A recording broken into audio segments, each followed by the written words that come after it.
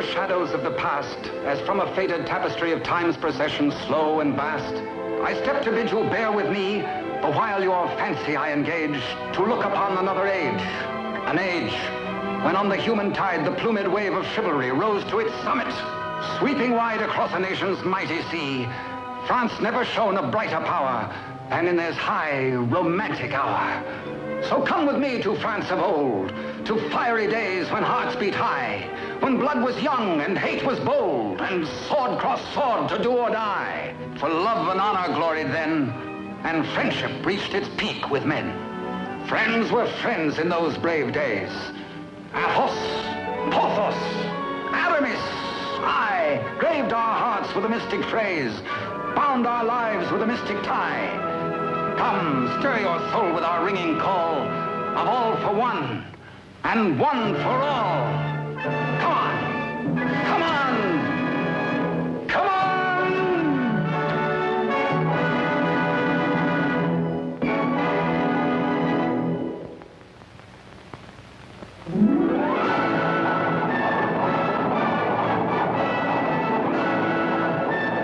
It is Paris on the 15th day of September in the year of our Lord 1638. Public excitement runs high. The populace enjoy a general holiday. Impatiently, they wait for the news of an heir to the throne of France.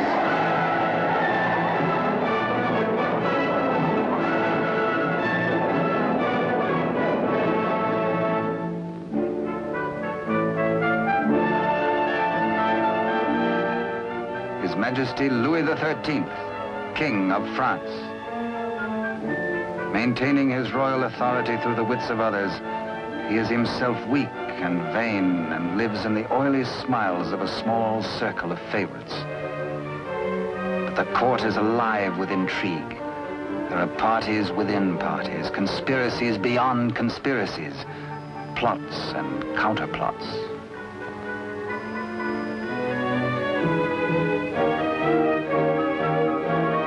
His Eminence, Monseigneur the Cardinal, Duc de Richelieu. He is the greatest statesman of the day and manipulates the strings which guide the king. His is the real power, subtle, cunning, and often ruthless. Still no one questions his devotion to the glorious kingdom of France.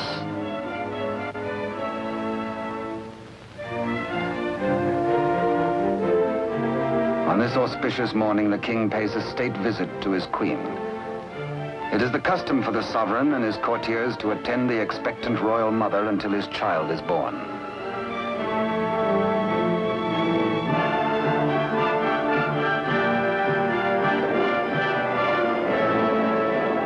D'Artagnan, of the King's Musketeers. Relieved of his duties at court for the day, he hurries to the home of his sweetheart, Constance Bonacieux. Constance is seamstress to the Queen and is expected at the palace, so she cannot tarry long.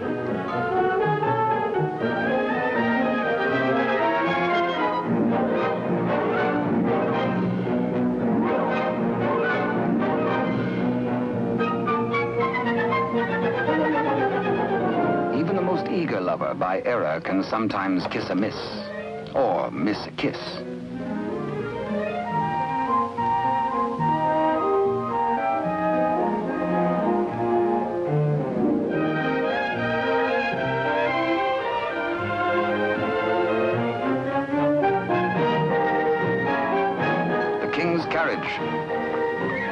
It arrives for Constance.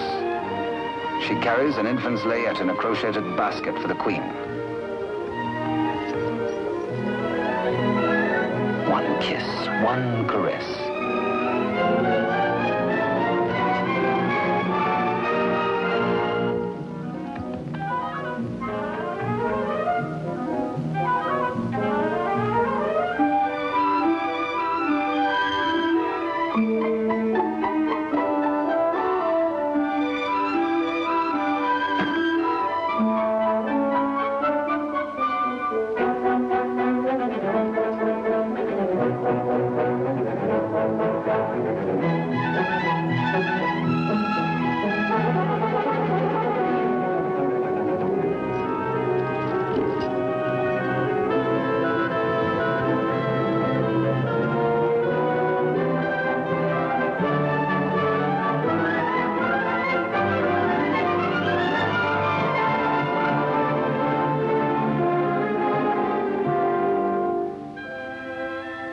That kiss truly is a delicate plant requiring privacy to grow into a tender blossom, the dream of all lovers.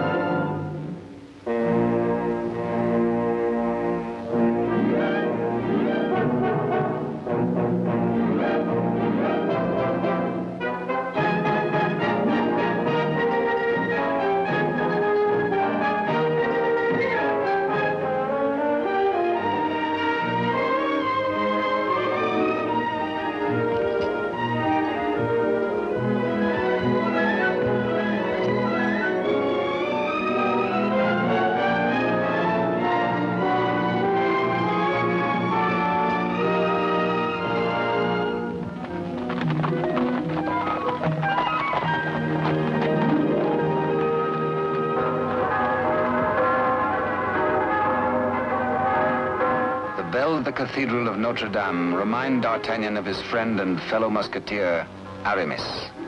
He might be in danger. Aramis had threatened to continue his flirtations with the pretty owner of a roving, provocative eye, who unfortunately is married to an officer in the Cardinal's guards. The guardsman naturally resents these attentions from this musketeer, but is restrained. Has not the Cardinal forbidden these duels with the King's musketeers? Hola! Famous battle cry of the musketeers. Instant help comes from the most fearsome steel in the kingdom. Huge Porthos, brave, strong, a King's musketeer. And musketeer Athos, gentle Athos, yet a deadly swordsman is able to kill with his left hand as with the right.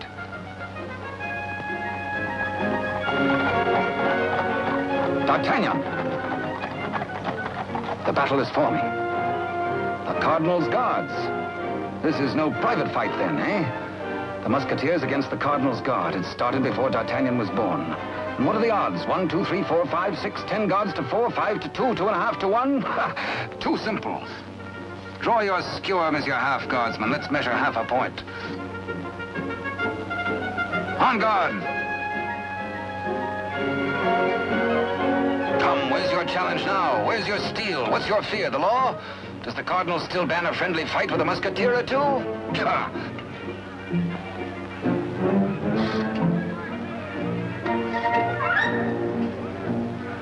Porthos, as always, is thirsty. He has capacity. D'Artagnan, with his quicker eye, has a more bountiful drinking source.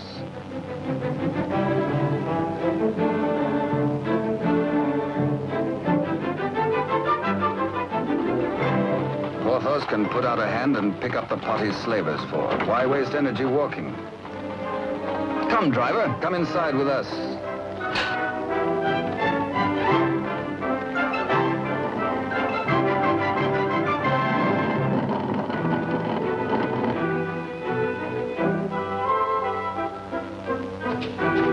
The old driver swears his wagon is damaged. His master will skin him. His horse is loose. He has a terrible wife. He has trouble. Everybody is mean to him. He has to be mean too. Ha ha! Now, take your temper out on me, good friend. Now, feel better? Now we can talk. I'll win you the price of your horse and more. Come, guardsman, I challenge you to game. This is not forbidden you.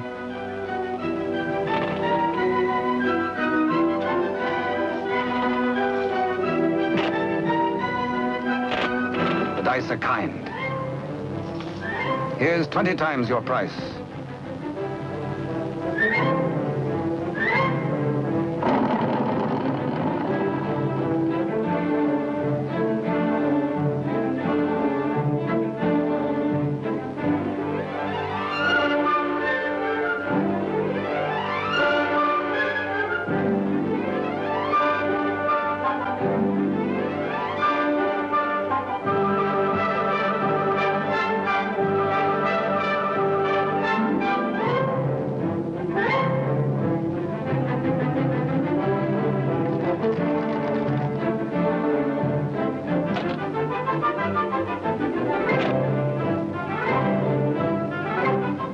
Riding high, D'Artagnan returns to the dice game. Laughing and playing a while longer, he wins hands down from a fat-headed guardsman while waiting for the late evening rendezvous with Constance. Porthos, too, has women on his mind.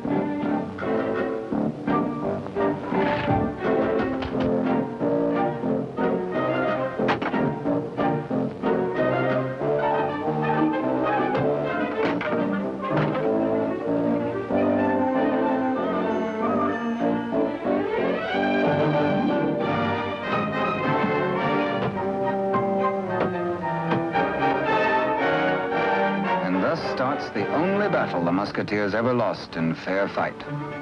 Of course, it has to be with the fair sex.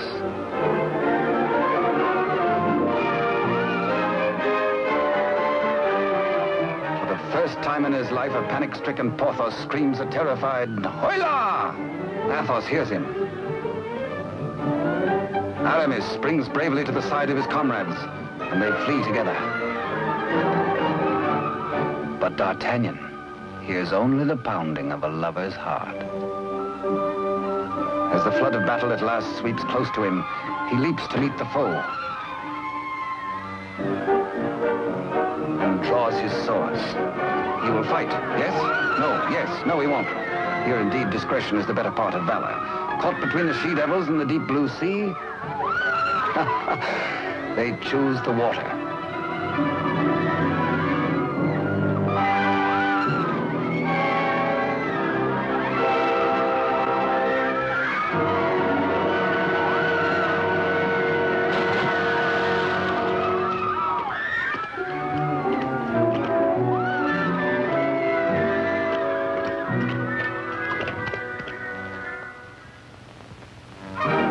Next morning, the city is in ferment. The pressure beyond the gates is so great that the people are admitted to the courtyard.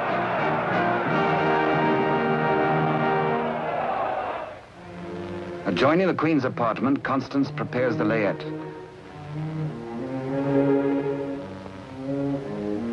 She is informed by Father Joseph, the Cardinal's trusted henchman, of the imminence of the royal birth.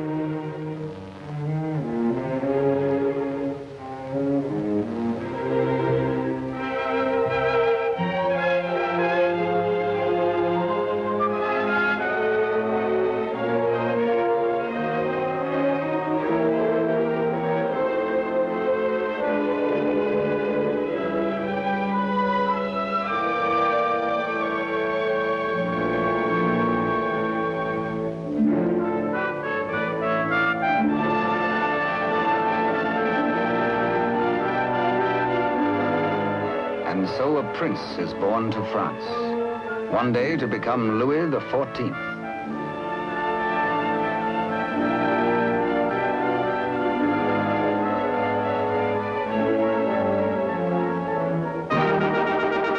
By ancient custom, his royal father presents him to the people.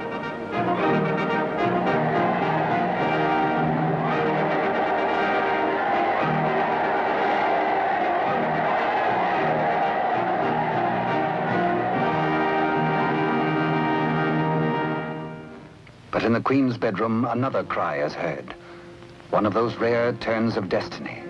And Constance is the first to warn the tired, dozing midwife.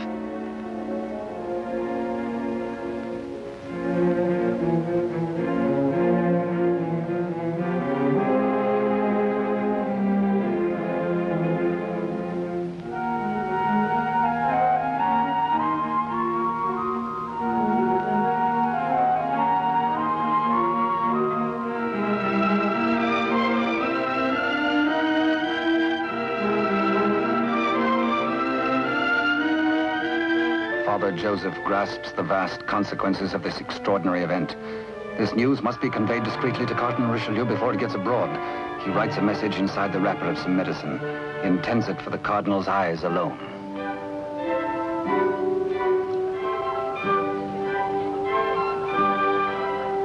Your medicine, Your Eminence.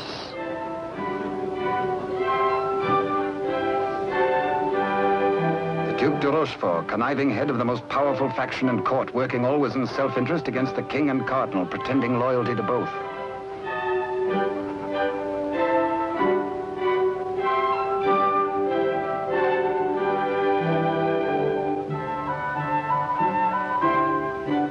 necessity for caution on the part of Father Joseph is indeed well-founded. De Rochefort, having many times seen messages thus taken to his eminence, becomes inquisitive. He resolves by a simple trick to learn the secret passed to the cardinal. A substitution of scraps of paper.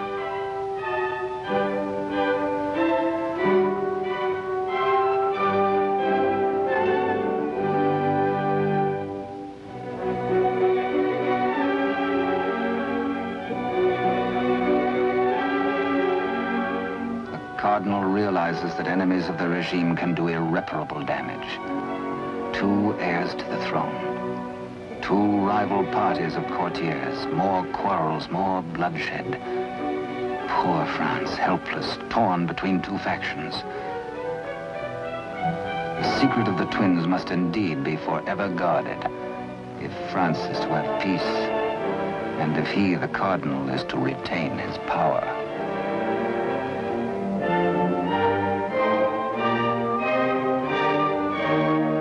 Pretender this, a true prince.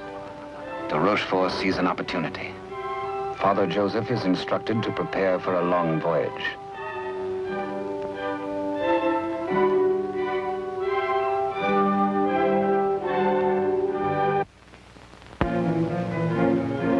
The Cardinal has a plan. He sends a page to summon de Rochefort.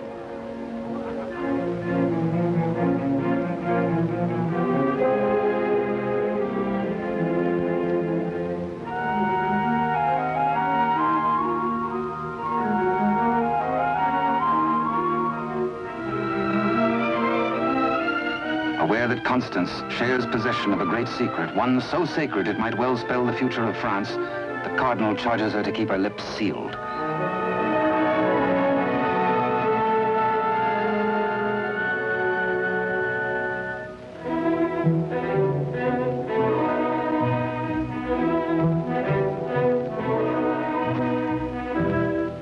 Richelieu entrusts the wily de Rochefort with Constance's safety. She must not be permitted to see anyone until further notice. The Cardinal is not at liberty to tell his reasons, but de Rochefort is making his own plans.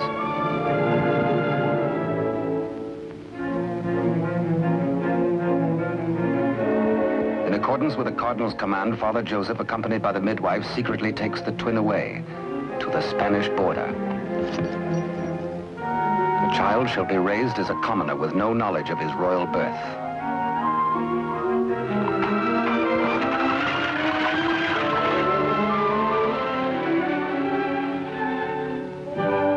Meanwhile, in the great ballroom, the king holds a reception in honor of his firstborn. Had he known the cradle should have held 2 sons, he might have been less self-satisfied with the Cardinal's congratulations.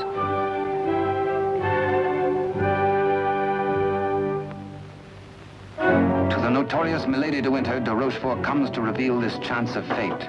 The future of France may be in their hands. He tells her he will turn Constance over to her. She is to escort Constance to the convent of Saint-Guemel. There, force her to tell the whole of the Cardinal's secret and plans. He will play one against the other, Cardinal against King, for his own ambition.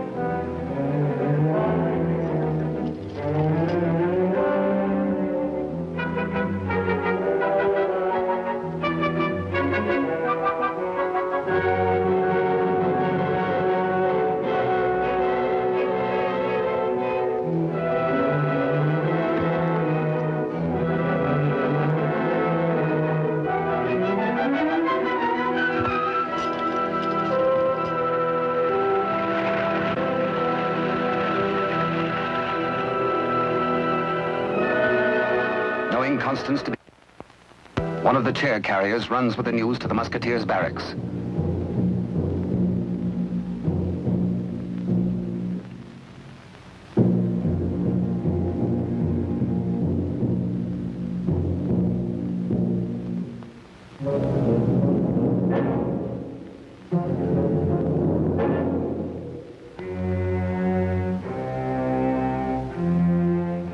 D'Artagnan, wake up!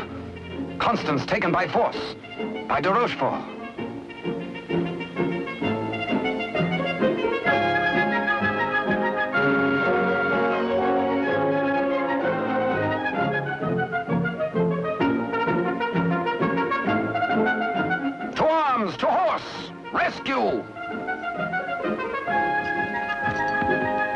All for one and one for all, and hang the tack.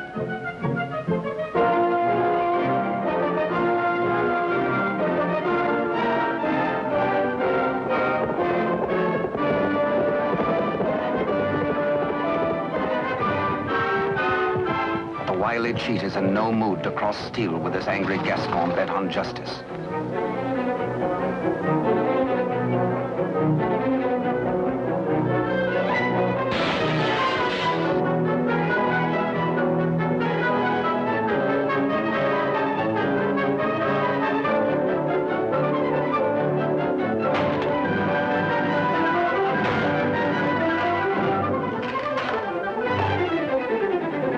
Rochefort's thugs are powerless to help.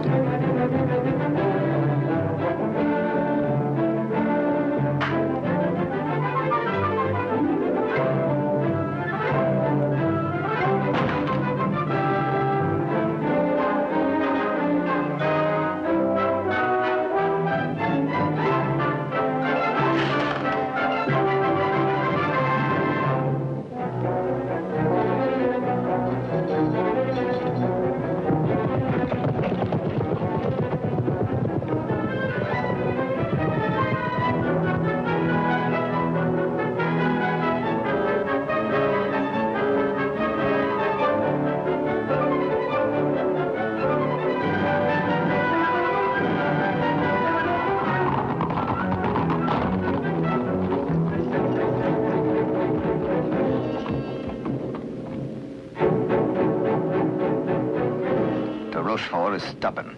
He will not talk. He has to be persuaded.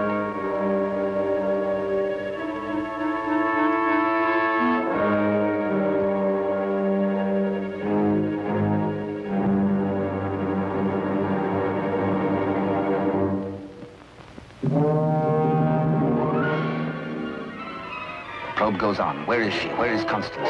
Talk or fall 200 feet to the bottom of the well. Talk or die.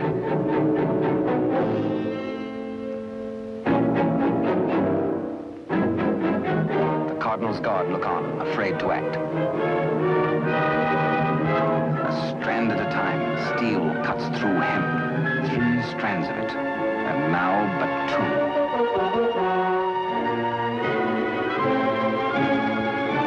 Now 1. Ah, de Rochefort breaks. The convent of Saint-Guémel.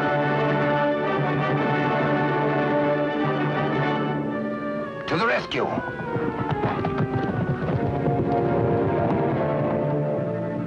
A stableman granted audience with the Cardinal tells of de Rochefort's trickery and capture and of Constance's abduction by Milady de Winter.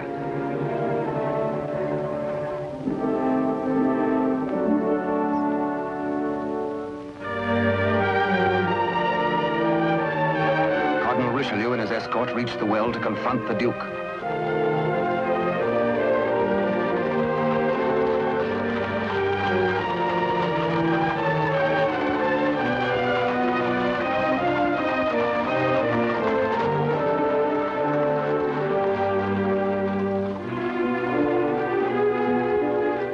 Accused, exposed, a nervous, bedraggled penitent. He confesses that he has indeed played traitor. His Eminence breaks de Rochefort, stripping him of his authority and titles, banished from both court and country forever.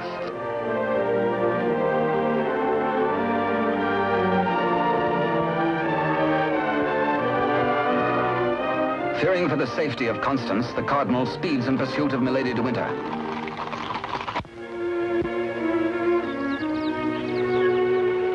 Before dawn the next morning, the convent of Saint-Guémel.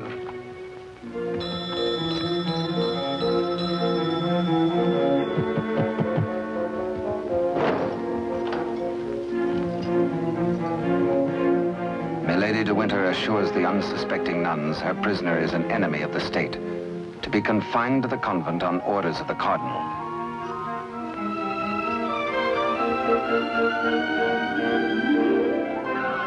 The banished de Rochefort, smarting under his humiliations, lingers in Paris. All is not lost. He uses the last of his wealth in a desperate gamble and buys the services of ruffians.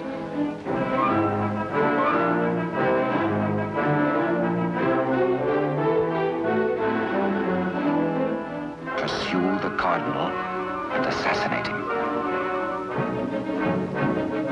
Next, find D'Artagnan and his 3 musketeer friends and put them to the sword.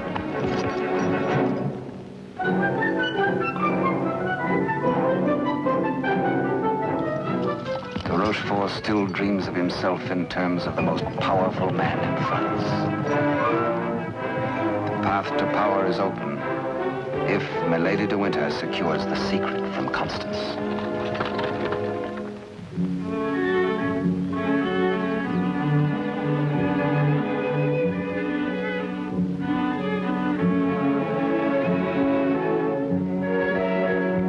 With sweet words and honeyed entreaties, the unscrupulous Milady de Winter seeks to cajole Constance into telling all she knows.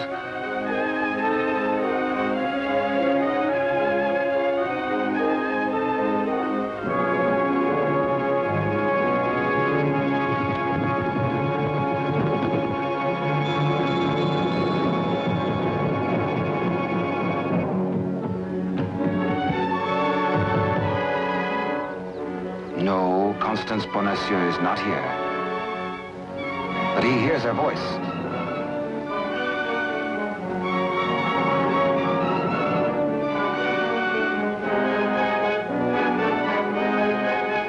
Hola!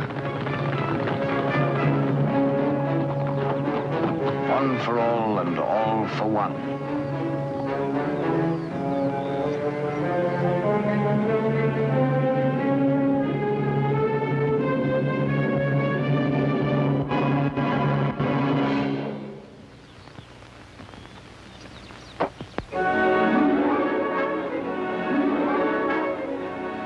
Mark of the public criminal, burnt by a branding iron into her flesh, a sign to all.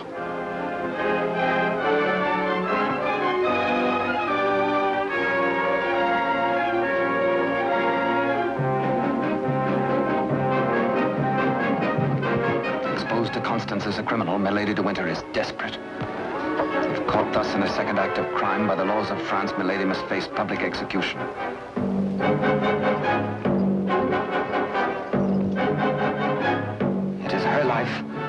Or that of Constance.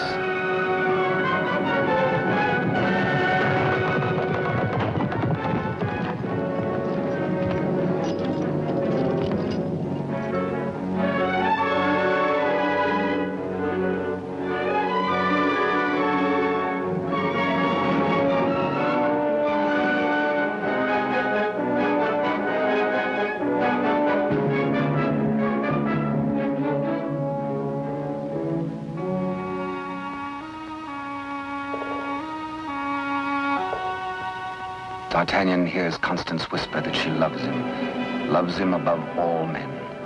And then she murmurs 3 words, the other one, the other one.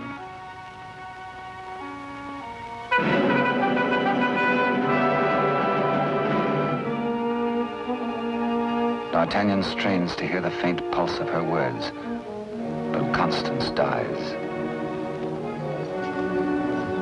The Musketeers take Milady de Winter to her punishment.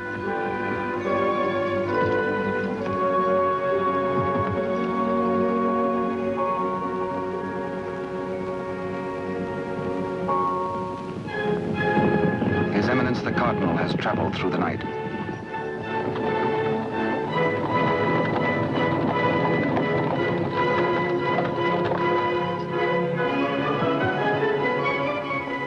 He hears the dreadful news from the Mother Superior. Constance is dead.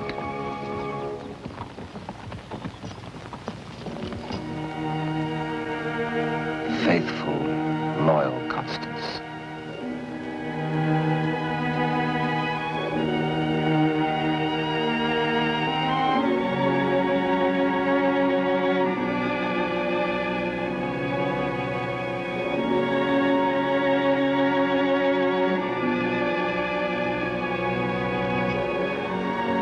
Arrest the murderess, Milady de Winter, and all in concert with her.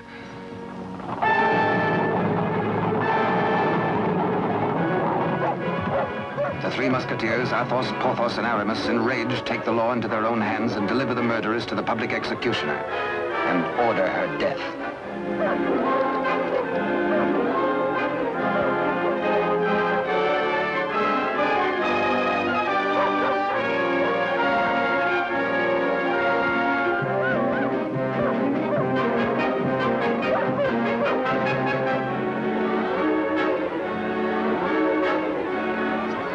Then de Rochefort's cutthroats close in on the Cardinal's troop.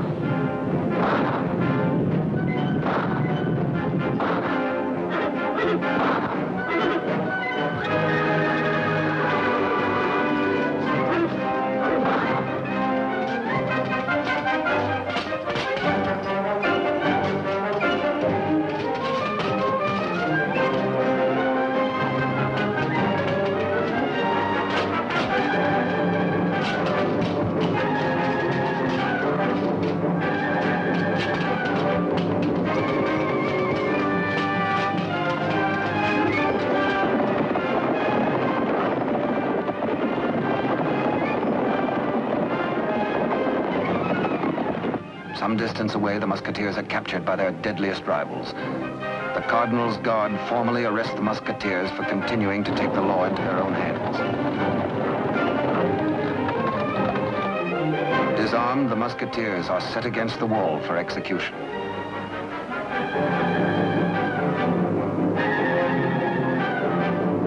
Your guards would take the lives of my friends. Single-handed, they shall have revenge. The Cardinal asks a moment to ponder. Constance dead. A murderess executed.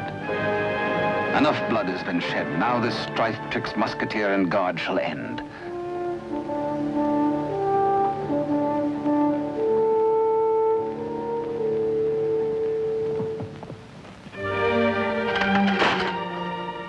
D'Artagnan's plea saves his friends, but there's to be a harsh penalty. Richelieu's plan concerns the state, and these continuing disputes between his guard and the king's musketeers. The four musketeers must separate, never to come together again on pain of death. His judgment, oh, a sorry day. The musketeers are banished, each to his own province, never to visit Paris again, nor set foot beyond the bounds of his own fields.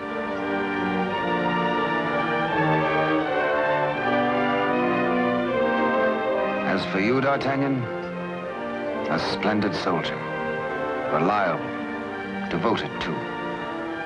You henceforth shall be bodyguard of the future king, beloved of France, the nation's one. At one fell swoop, all strife is done.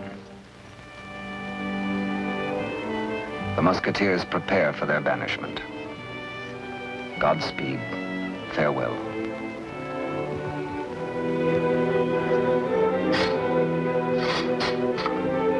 Eternal friendship, it shall not pall. All for one, and one for all.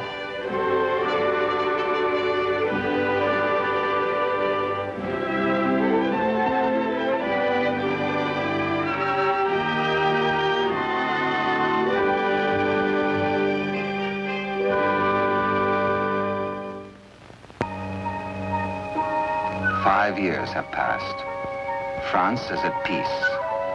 The infant prince grows to boyhood. Cardinal Richelieu, driven hard by the responsibilities of high office, lives in semi-retirement. And a royal father educates his son in courtly etiquette.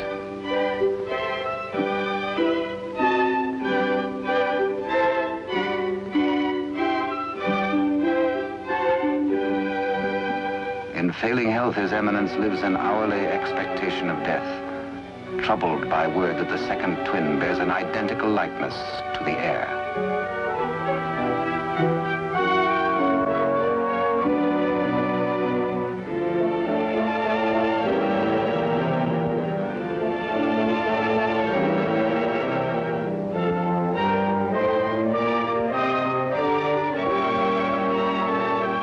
Dangers inherent are obvious and weigh heavily on the Cardinal's mind.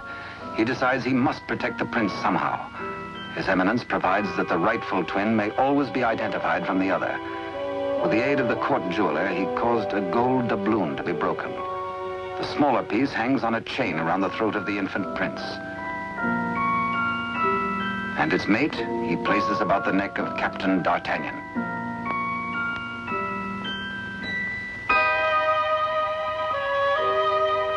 And so, by joining the pieces, the true heir to the throne of France and the prince's first guardian are known to one another for all time.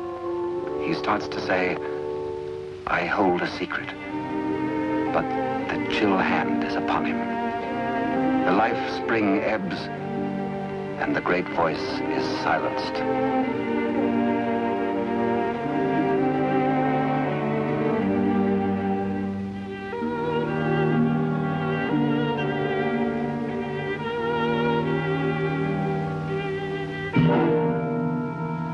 A great statesman passes into history.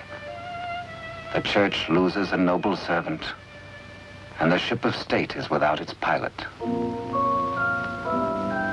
What was this secret that Richelieu and Constance shared? The other one.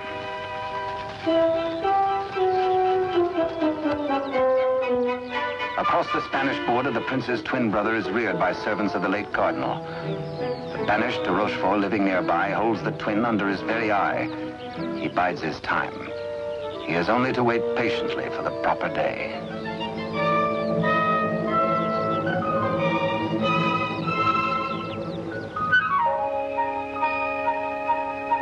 Upon the death of Louis XIII, the heir to the throne, or the Dauphin as he was called, became France's King Louis XIV. Both he and his twin had grown to manhood.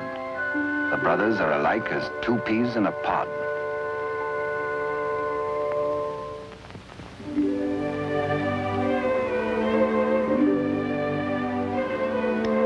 Years have passed and more since Richelieu bent his iron will to break the bonds that held us four. But Porthos, Athos, Aramis, I will ride once more. Once more we'll heed the clarion call of all for one and one for all.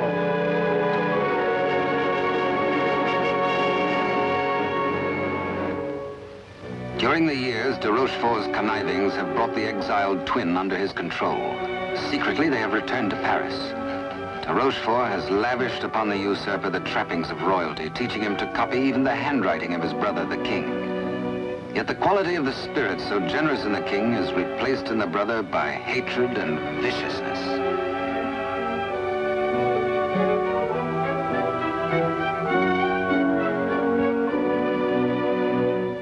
The king's valet, a de Rochefort spy, brings long-awaited news. Within the week, an older D'Artagnan, after a lifetime of loyal service, will retire and leave the court. The young king will be without a bodyguard. Every detail of their plan has gone over. The map, the sentries to overpower, the secret approach to the royal apartment, the signals.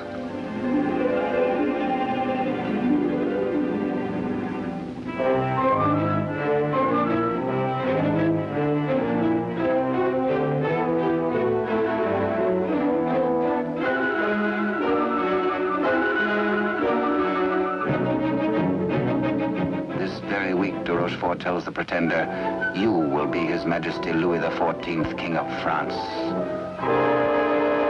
Louis XIV, King of France, spends D'Artagnan's last day in fun and gaiety. The king has applied himself to an education in horsemanship, sportsmanship, and swordsmanship. No two men were ever closer, except they were father and son.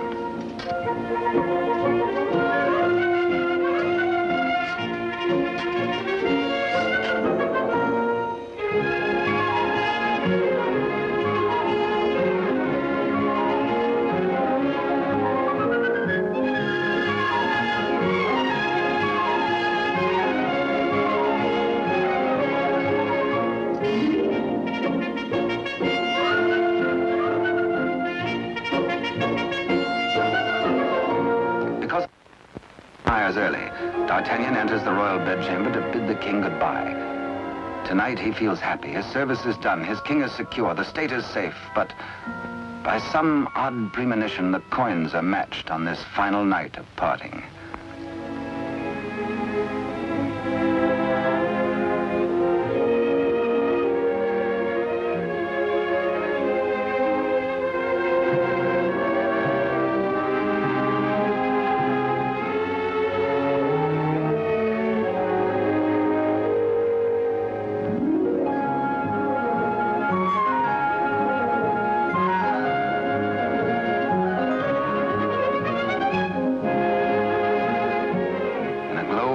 memories of a delightful evening with the king, Captain D'Artagnan arrives outside his lodging and is amazed to find himself beset by ruffians.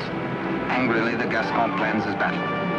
First, he deals with the dagger man decoy, sticks him with his own blade, throws the man's cape to the edge of an open sewer, places his own cape over the decoy's body and fires his own pistol. Hey, up! On to the balcony.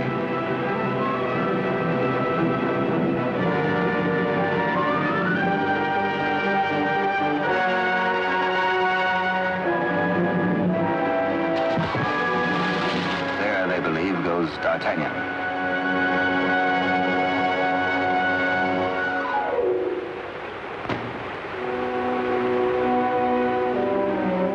Thoughtful D'Artagnan returns to his lodging. For a peaceful man to be waylaid on a city street is something new. He had spent the evening with his king. He reflects. Has the palace discipline been slackening too? Sentries were not where they should have been. His soldierly heart is disturbed for the safety of his king.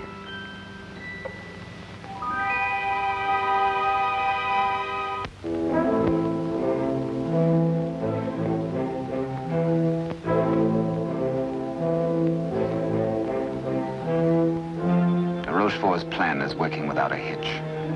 Sentries at the outer gate have been overpowered. Entry is forced into the inner quadrangle. The palace is entered through a servant's postern leading to long-forgotten cellars. Success. No sound, no word, no warning.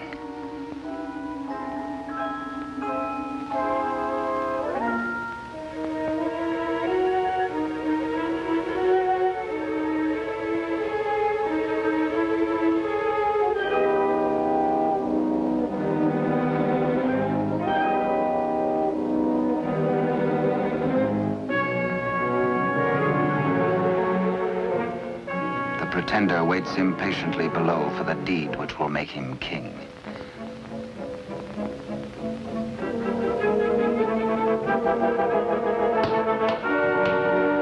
In the anteroom to the king's bedchamber, de Rochefort's maggot awaits his master's signal, ready for the final treachery.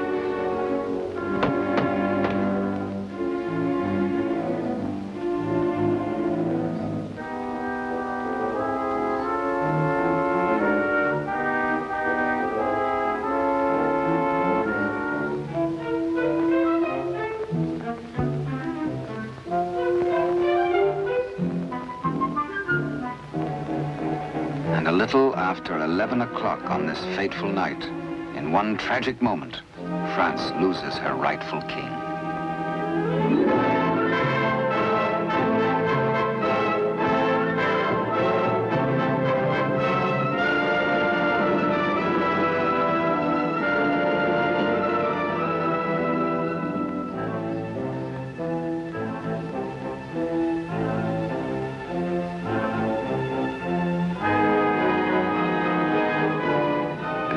Uncertain if he dreams or not, King Louis XIV, surrounded by strangers, looks unbelievingly at a venomously mirrored likeness of himself. The usurper watches his royal brother with a lifetime of hate. De Rochefort's plans have been cleverly checked and double-checked. He means to hold the true king a prisoner as a threat over the head of the usurper should he rebel against his commands. At de Rochefort's order, his cohorts strip the king of his night attire and in exchange dress him in the usurper's clothes.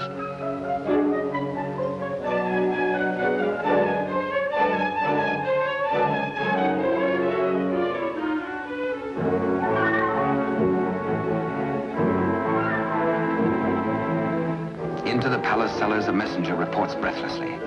D'Artagnan is dead. His body thrown in the river. Complete triumph at last.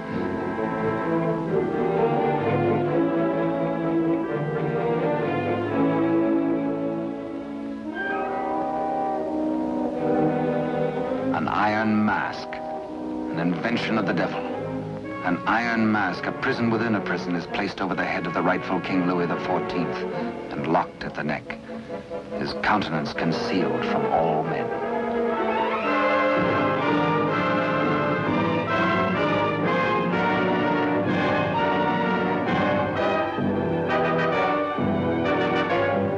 true king is led away.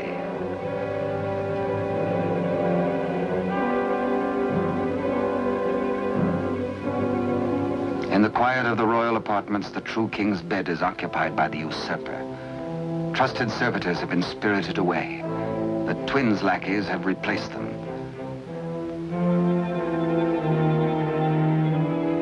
De Rochefort's plan is complete. Poor France. Ruled by a youth driven near to lunacy by a solitary childhood, by de Rochefort's lies, by his own poisoned dreams. Truly a madman.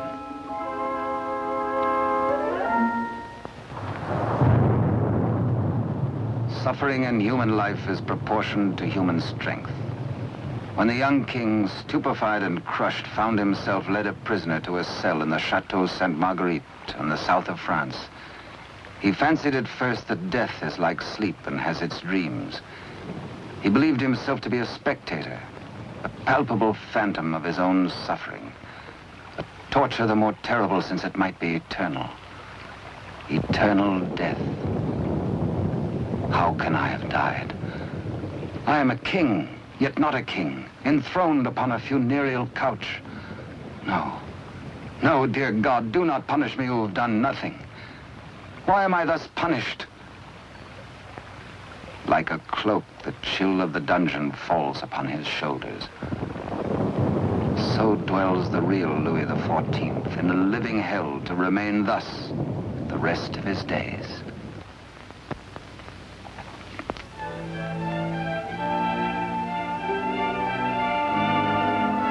The Queen Mother, always restricted, prevented from seeing her son, determines finally to pay him a visit.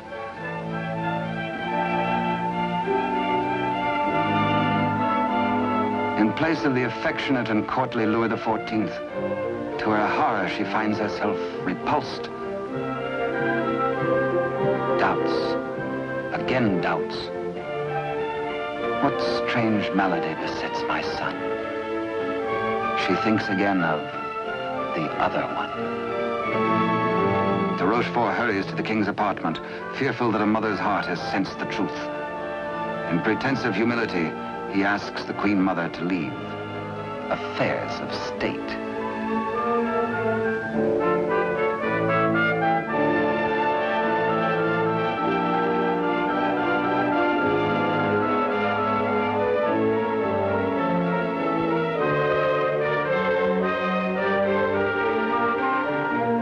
De Rochefort is determined. This shall not happen again, and whispers death.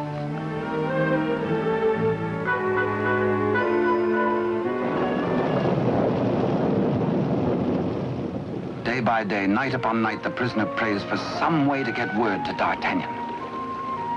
A heaven-sent fisherman hoves to.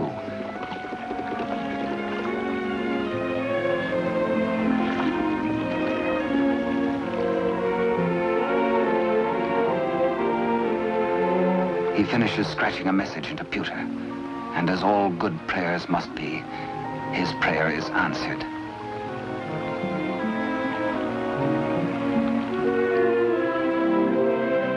Millet and mackerel are running, and then a catch, apparently from heaven.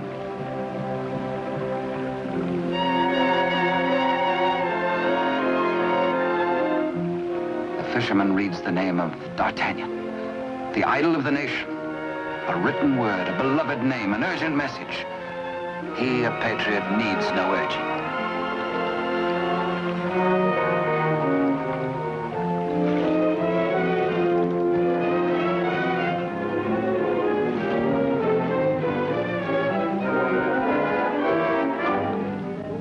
Paris goes about its daily affairs, unaware that its rightful king languishes in prison, and the Queen Mother herself faces death as the humble fisherman hastens to D'Artagnan's home. D'Artagnan stays on in Paris, and to his hurt amazement continually finds himself barred from the court. Day by day, week by week, audience with the king has been refused him. The fisherman blurts his weird news. A story hard to believe. A lonely castle which D'Artagnan knows like the palm of his hand. A prisoner in an iron mask behind its bars. But the signature, An etching of a coin that fits his own exactly.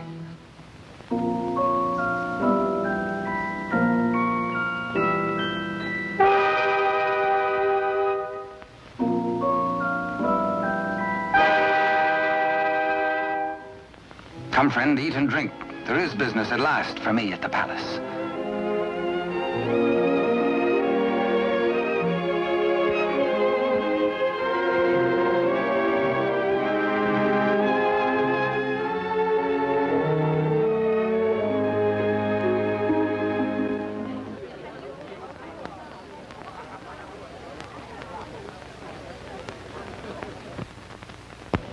Threading his way through the perfumed route of the court's chattering idlers, D'Artagnan finds himself a stranger in a strange atmosphere. And there is reason, he thinks, for this curious tension. De Rochefort and the king. This cannot be the boy I helped nurture into manhood. This is not the face of my king. Those are not his hands that wrist neither parried steel nor engaged a point. What's been happening at court? De Rochefort's back in favor, a disgraced exile once more sporting about the throne room in the king's presence. D'Artagnan is amazed and shocked. But a further shock is in store. A chain and coin is passed to de Rochefort. If he can believe his eyes, in all the years he served the king, they never left his royal person. He overhears a snatch of conversation. The other one. And suddenly he hears the dying voice of Constance. The other one. The other one.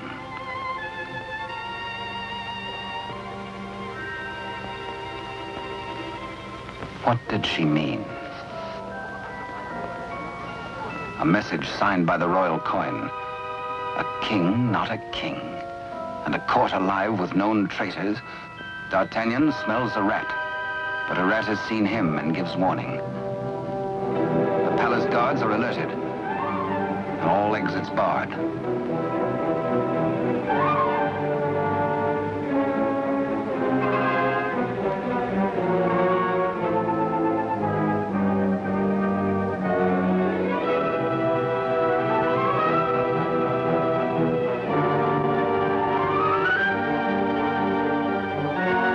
Little do they reckon with a resourceful old musketeer.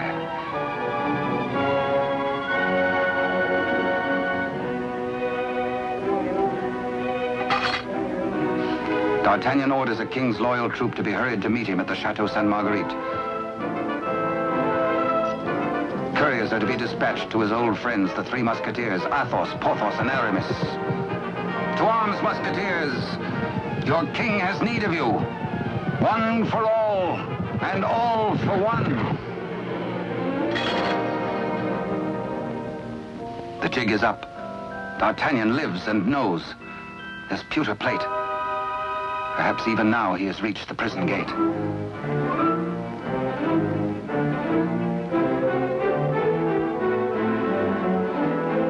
De Rochefort cannot believe his future lies in a common plate.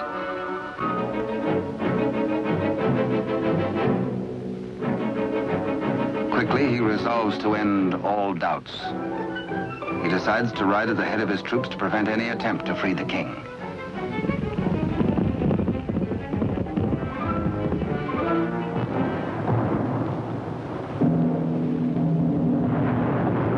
The puzzled D'Artagnan has reached the Chateau Sainte-Marguerite, certain that his comrades will join him. Under cover of the raging storm, he rose to the grotto beneath the castle. Many a time as a young officer, he had patrolled this grotto passage. It led, he knew, to the arsenal. Beyond that, the armory. Then the main hall and staircase to the tower itself. Up there is the man in the iron mask, the writer of the message.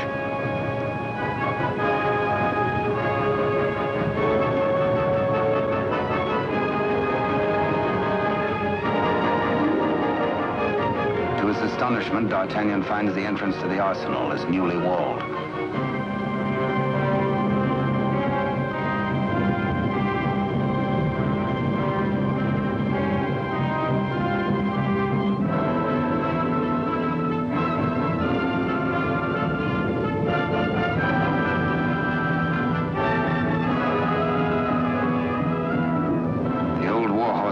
prepared to hazard it alone if necessary.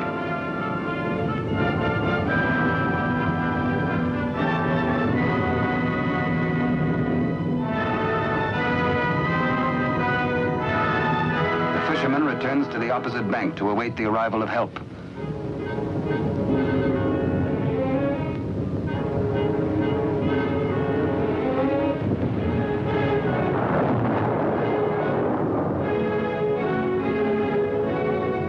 Athos, a few years older, a little more grizzled, the same brave companion as of old, ready and willing for any gambit.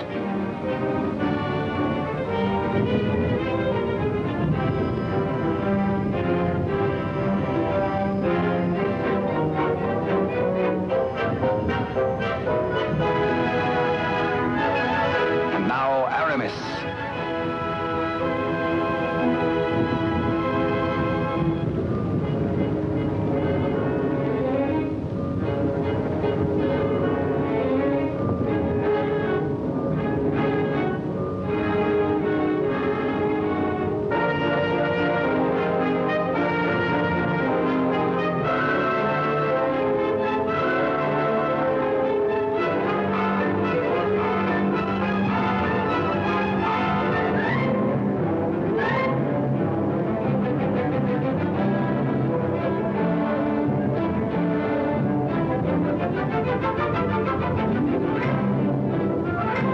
Now two of the valiant comrades have arrived. No time to wait for old Porthos, no time for explanations. There's a job to be done. Forward!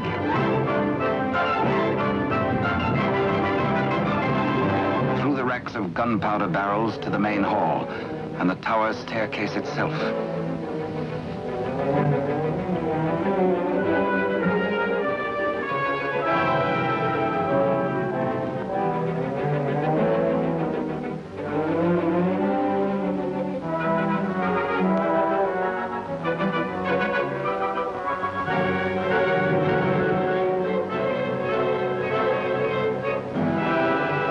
Where's the prisoner? Before your gullet tastes this edge, you bloated villain.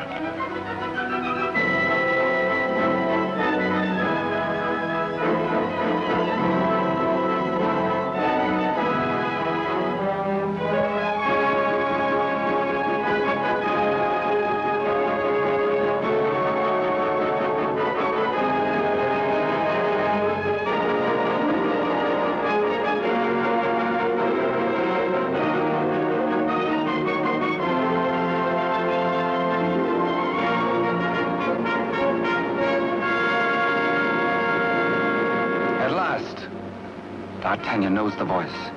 It is his true and rightful king, Louis XIV, King of France. The castle guards.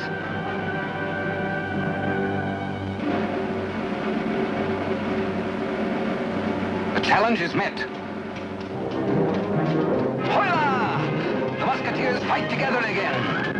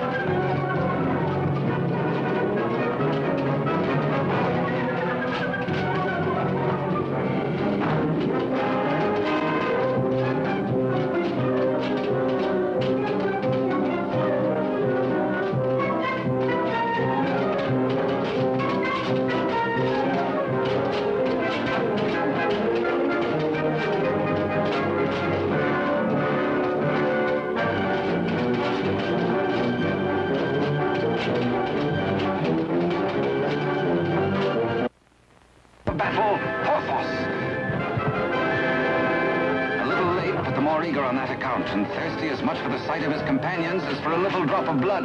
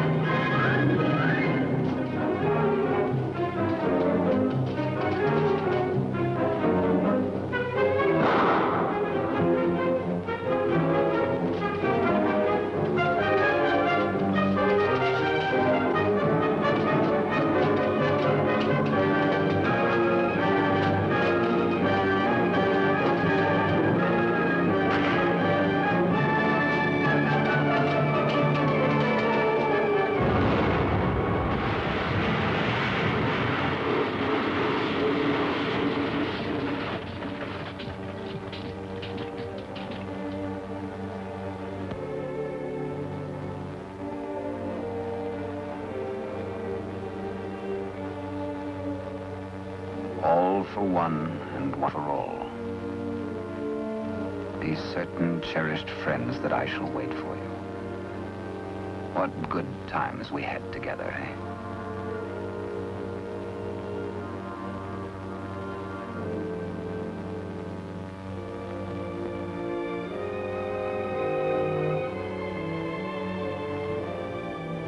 Good Porthos, farewell.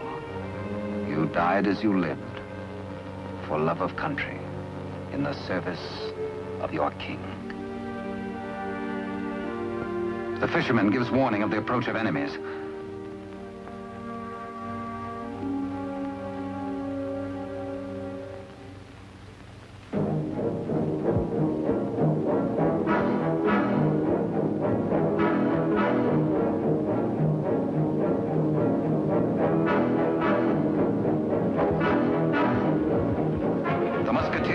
The king and gallop off to Paris. De Rochefort rides hard in a last effort to keep his house from crumbling.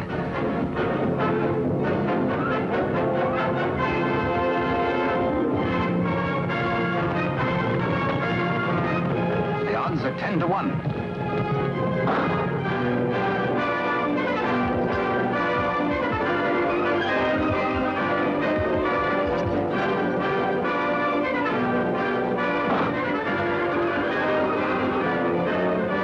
Majesty. On to Paris. Farewell, gallant Aramis. A traitor's bullet struck you down. Meanwhile, Athos crosses swords with de Rochefort.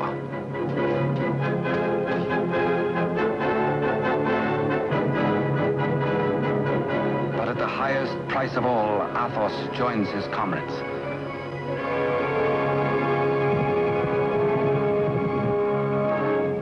Without knowing his own peril, the half-wit, half-king entertains his royal mother at a palace luncheon.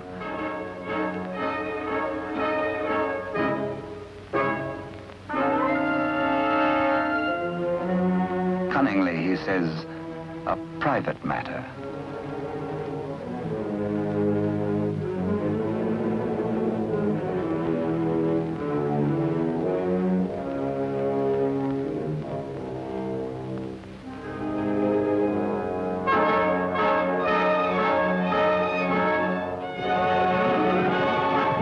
Troops from the palace, friends or foe? Friends. D'Artagnan breathes relief. The king is safe. God save the king!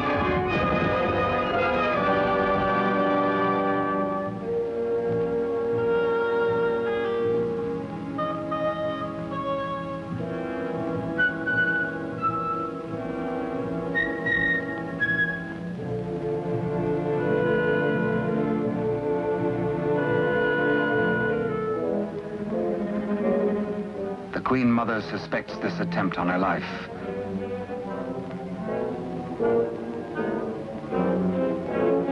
The witch's brew, a subtle poison already responsible for many an agonizing death.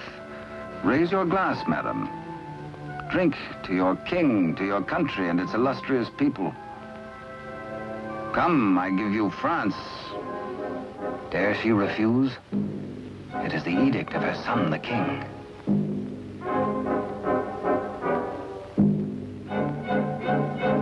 The toast, but a warning cry.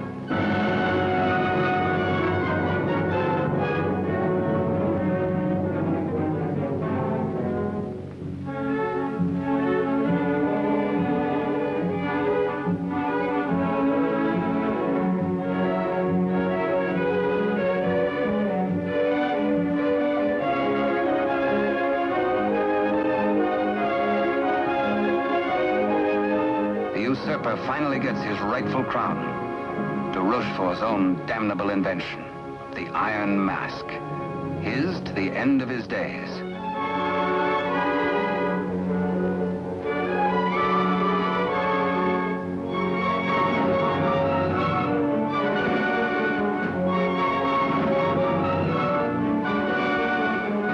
As D'Artagnan pours away the poisoned wine, the usurper takes swift, bitter revenge.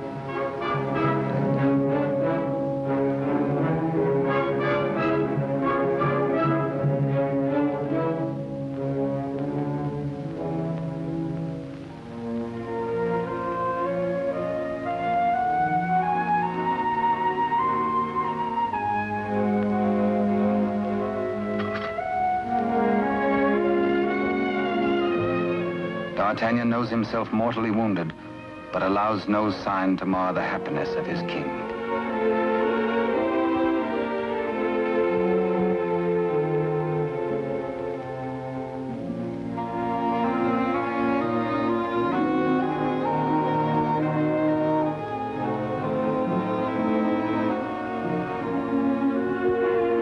Blood, the weapon of the murderer, with crimson evidence on the blade.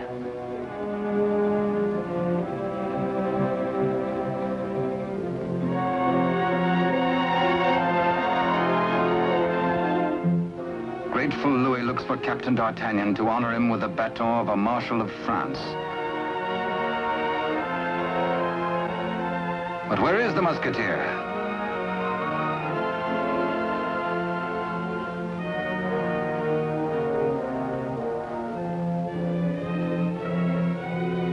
The court resounds with the king's commands and his cry to find his friend and mentor. What a man may think when he knows of the approach of death is secret between himself and his maker. Perhaps the gallant Musketeer thinks most of his lost love, Constance, and of all the tender, lonely years kept warm by her memory. He dies in hope of faith that she might welcome him, that once again they might be one.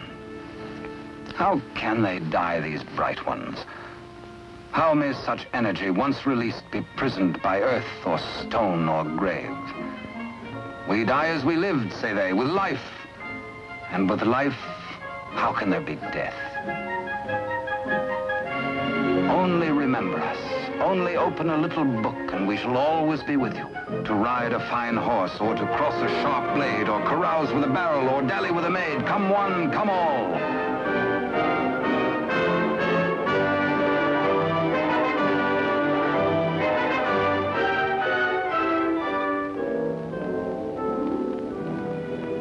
And so passed a brave and glorious man, in honor.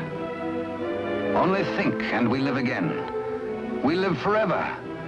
For with us, now as ever, it's one for all, and all for one. And thus it was in France of old, in fiery days when hearts beat high, when blood was young and hate was bold, and sword crossed sword to do or die. For love and honor gloried then, when life was life, and men were men.